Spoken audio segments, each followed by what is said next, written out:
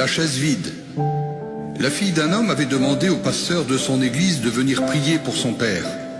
Lorsque le pasteur arriva, il trouva l'homme étendu dans son lit, sa tête soulevée par des oreillers. Il y avait une chaise vide à côté de son lit.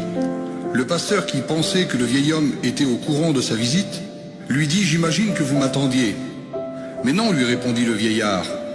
Le pasteur lui répondit « J'ai vu une chaise vide, alors j'en ai déduit que vous saviez que j'allais venir. »« Ah oui, la chaise vide, dit l'homme. Pouvez-vous fermer la porte, s'il vous plaît ?» Un peu gêné, le pasteur ferma la porte.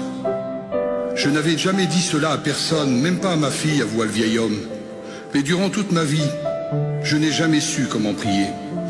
À l'église, j'avais l'habitude d'écouter le pasteur parler de la prière, mais cela me passait au-dessus de la tête. Et j'ai abandonné toute tentative de prière.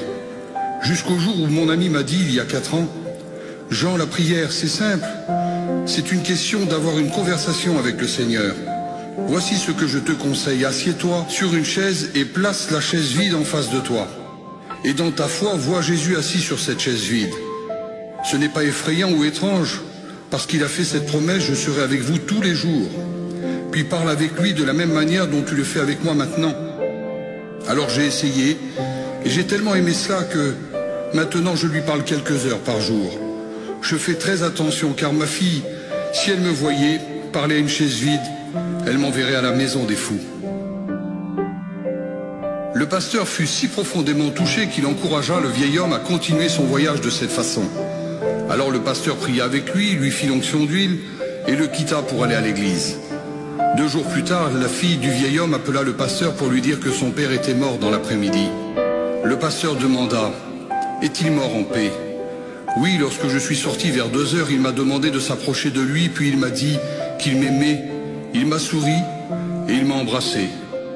Je suis revenu 1 heure plus tard et j'ai trouvé mon père assis là, sans vie. Elle continua et dit « Il y avait quelque chose d'étrange à sa mort. Apparemment, juste avant de mourir, mon père s'est penché et appuyé sa tête sur la chaise vide près de son lit. Que pensez-vous de cela, pasteur ?» Le pasteur lui répondit en essuyant les larmes de ses yeux « J'aimerais tellement qu'on puisse tous partir de cette manière. »